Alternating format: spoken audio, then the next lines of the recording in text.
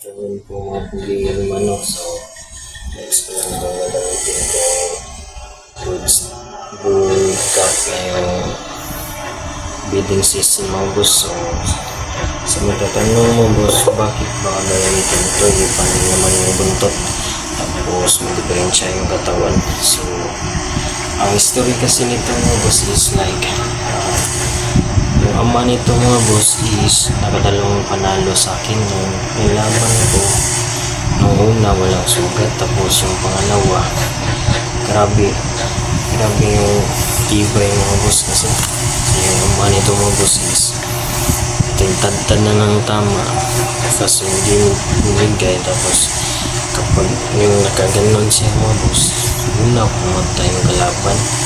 Kaya ito naman mga boss. So ito